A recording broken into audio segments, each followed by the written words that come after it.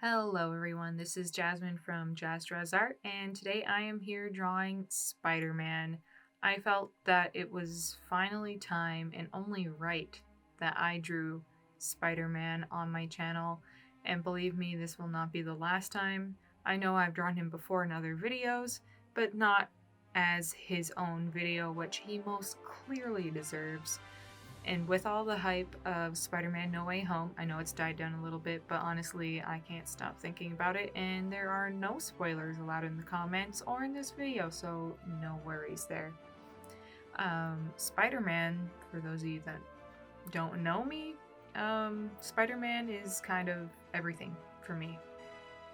He's the first superhero I ever liked. He was for the longest time the only one, and he has meant the world to me since I was 4 years old when I went to go see Spider-Man in theaters in 2002 and saw him for the first time, and I said, that is my hero. I could relate to him. He made me feel like I wasn't alone, that, you can be a nerdy, shy, quiet person and still, choose to do good things even if, you don't get rewarded for it, and that you were still worthwhile, and that everybody deserves to be saved and to have a hero and to use your talents and your things about you to do good. And Spider-Man's just always provided that for me. He's always given me a laugh. He's funny, he's smart, he's the perfect man in my eyes. I am honestly going to talk about him a lot because I've had a crush on him since I was 4 years old, and it has never gone away. Just ever. He means everything to me, and I honestly don't think I would be the same person I am without him. Because of seeing that movie in 2002, I got into Spider-Man very much so, and I've always loved art, and I love to write.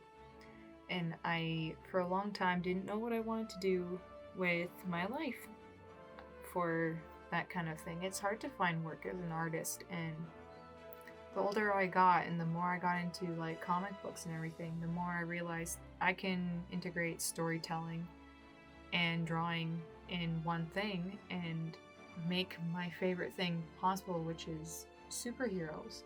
So superhero comics really shaped who I was going to become and who I am today.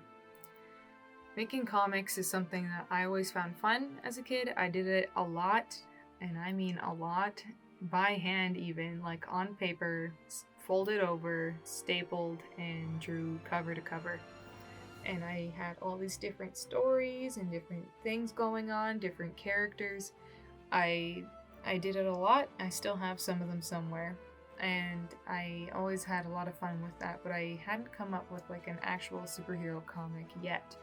And that's when in high school I was made to do a project, and we could create a character like a superhero or a villain, something like that. And it kind of just set something off in me, and I went off and I made a character, which to this day I went to college, art college, graduated. I made my first comic book there and my second comic book there ever. I had it successfully funded on Kickstarter and was able to print 50 copies of it for people and being able to sell it. And I am still working on comics today. All of this comes back to Spider-Man. Spider-Man, without him, I honestly wouldn't be the same. I wouldn't know what I would want to do for a living if it wasn't for him. Of course, I could have concluded that I wanted to draw and write, but would I have been into superheroes? Would I have been into something else? Who knows? Spider-Man was the first sort of sci-fi that I ever got into, and I now love sci-fi. So Spider-Man's helped me out there as well. I love all iterations of Spider-Man. I know everything there is to know about Spider-Man. You can ask anyone that knows me, and they'll tell you yes. I have many books on him, and Marvel encyclopedias, Adventure encyclopedias, books about Spider-Man specifically, magazines, stickers, pretty much any kind of Spider-Man paraphernalia you can imagine. I have it. The only thing I don't have yet, and I say yet, is a life-size model. But hopefully, you know, someday in the future, I'll be able to get one of those, because that's something I've always wanted. Not that I need. Well, kind of. I would say that I need it, but I know that I don't. Spider-Man is everywhere in my room. Everything I own. Pretty much there's a Spider-Man version of it. Yes. You can call me obsessed. Honestly, whatever you want, I don't care. I just absolutely love Spider-Man. And I thought it was time to give him his own slot on my channel. Now, I'm not the best with backgrounds, as you can see, so I kind of struggle through it. I tried to keep it more simple. I was going to do like a full city thing, and I was just not having a good time, so I kept it just minimal and played around with colors and lighting and shading and just kept going over and over it, trying to play with different textures, lightings, all over that. The background and everything, trying to integrate it, trying different filters. It was a lot of work, and I might go back and tweak this and post an even more polished version of this later on, and you can find that on my other social medias at JazzDrawsArt, same as my YouTube username here. So I had a lot of fun drawing this. It was difficult. The sketch that I did beforehand took me a while, and I didn't get to record it because of software issues, so I just did the sketch, cleaned it up, and then did the line art and the rest of the rendering for you guys here.